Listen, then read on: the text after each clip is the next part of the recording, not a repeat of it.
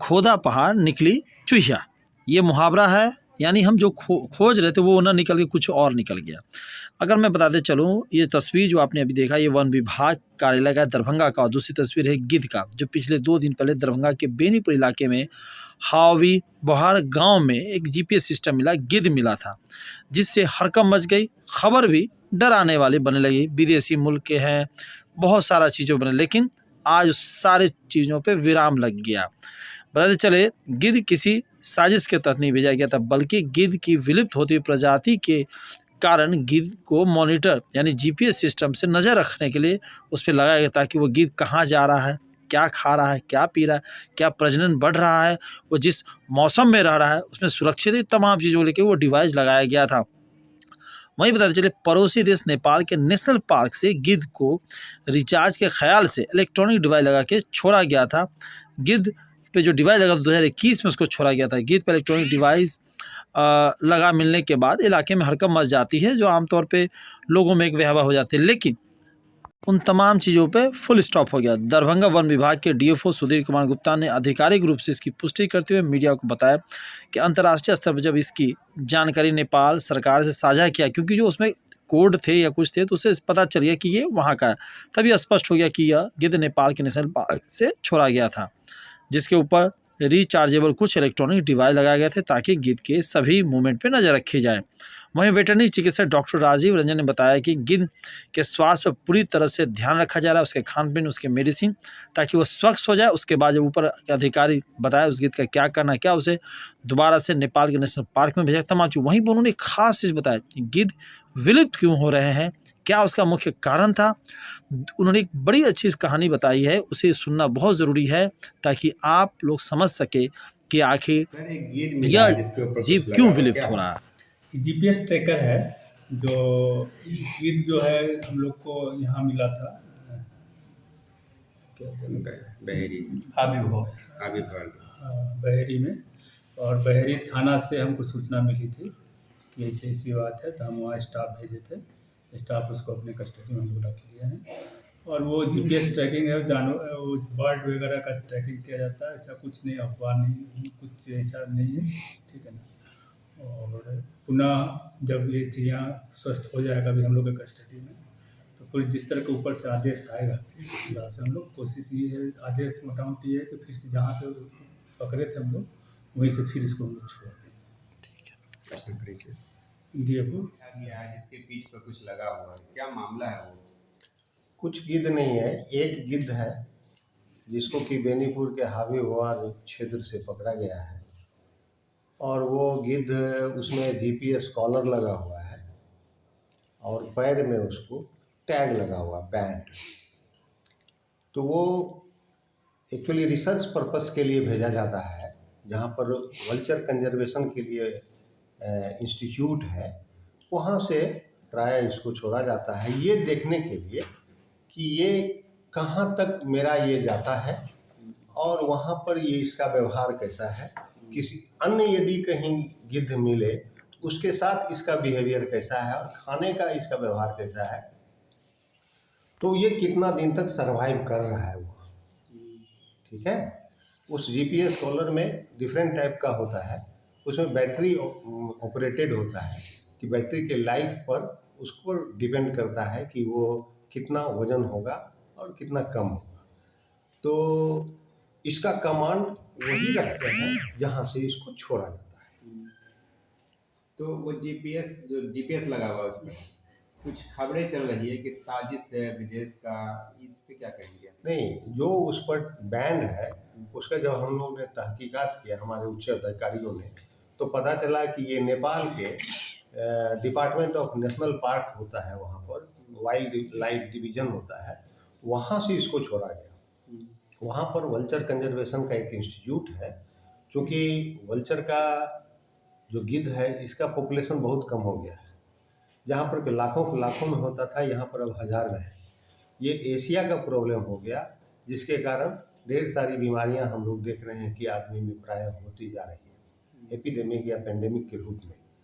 तो ये हमारे पर्यावरण के लिए बहुत ही ज़रूरी है और इसका संरक्षण निहायत ज़रूरी है, इसलिए इसको शेड्यूल 1 में रखा गया है वाइल्ड लाइफ प्रोटेक्शन एक्ट 72 के। सर ये गिर गया है या उतर गया, मतलब क्या कोई बीमार था ये गिद्ध? ये ऐसा सोचा जाता है कि जब ये उड़ रहा होगा तो जब ये हाई बहुत ऊंचाई पर उड़ने वाला पक्षी होता है तो उसमें इसमें प्रायः एक होता है कि डिहाइड्रेशन होता है, शरीर में पानी की कमी होती है जिसके कारण वो कमज़ोर आ जाता है। धीरे धीरे वो नीचे उतर के अपना वो जान बचाने का कोशिश करता है, तो वो धान की खेती में। अभी वो है कहाँ? गिद्ध अभी हमारे डिवीजन में है। क्या कंडीशन है सर उसका? है कंडीशन कैसा है अभी? कंडीशन वो स्वस्थ है, खाना खाया है और अभी उड़ाने के लिए हम लोग ट्राई नहीं किए हैं। हम लोग उसको एक टेम्पररी रिहेबिलिटेशन सेंटर बना रहे हैं जिसमें कि उसको रखेंगे और रेगुलर हेल्थ चेकअप होगा उसका। अच्छा सर, ये क्या भारतीय प्रजाति का है या वही नेपाल की ही प्रजाति से है ये इसका नेपाल का कोई प्रजाति नहीं है, भारत का कोई प्रजाति नहीं है। वल्चर की प्रजाति होती है, 9 प्रजाति होती है। तो जो कॉमन है व्हाइट रम्प्ड वल्चर वही है ये। इसको क्या आप सौंपेंगे जहाँ से ये आया है या फिर? जब ये लगभग पूर्णतः स्वस्थ हो जाएगा, तब उच्चाधिकारी के दिशा निर्देश के आधार पर इसकी कार्रवाई होगी। जो लोग में अभी खबरों के माध्यम साजिश चल रही थी उन्हें क्या कहेंगे कि बहुत हवा बना दिया नहीं लोगों दे, को। ये साजिश अच्छा बात नहीं है और इस पर संयम बरतने की आवश्यकता है। लोग धैर्य बना के रखें, इस तरह की कोई बात नहीं है, ये महज अफवाह के रूप में लेनी चाहिए। सर आपका पूरा परिचय?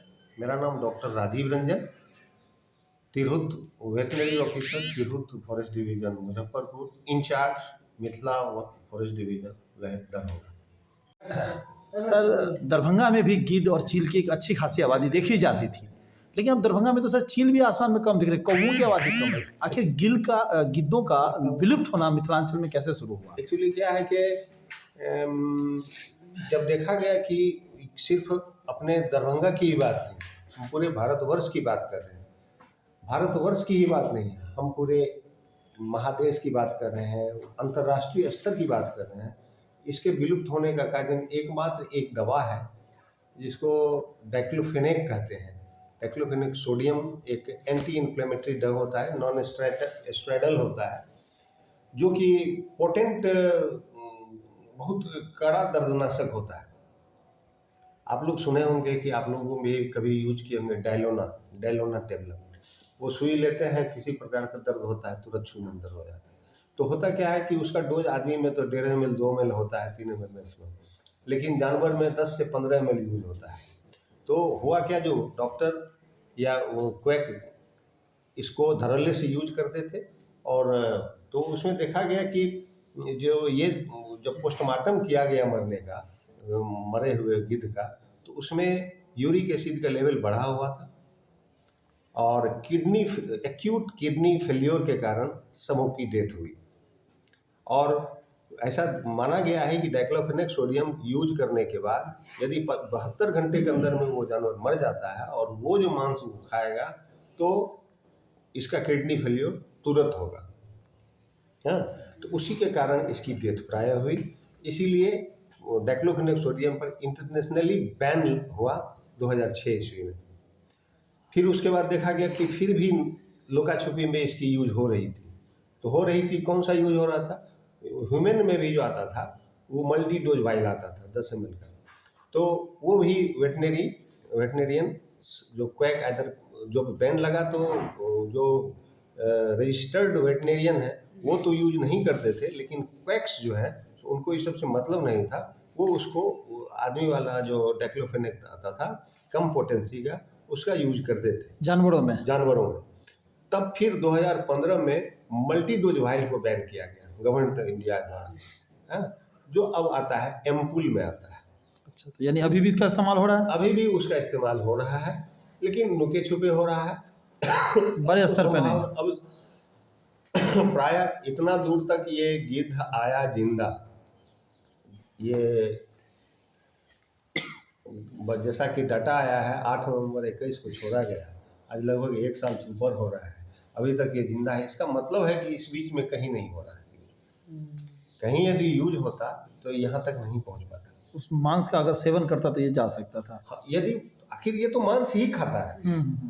ये 100% ऑब्लिगेट कार्निवोर है, सिर्फ मांस ही खाएगा, वो भी सड़ा गला खाएगा। हड्डी पर से आप देखते हैं कि इसके जाने के बाद वो जो एक होता था कि गांव घर में कहीं जानवर फेंक देते थे, तो इसमें एक कला है कि हड्डी से मांस नोच नोच के हड्डी को ऐसा क्लीन कर देता था कि आपको हड्डी में मांस का अंश नहीं होता था। फिर हड्डी चुनने वाले भी बोरा लेके घूमते रहते थे हड्डी चुनने के लिए, जिसका कि यूज डिफरेंट मेडिसिन में होते थे, तो वो भी हम कम हो गया। और उसके बाद है कि जो इन्वायरमेंट होना चाहिए क्लीन ग्रीन डिजीज फ्री, वो बंद हो गया। इसीलिए इसको हम एक लाइन में कंक्लूड करेंगे कि ये स्वच्छ भारत अभियान का सच्चा सिपाही है।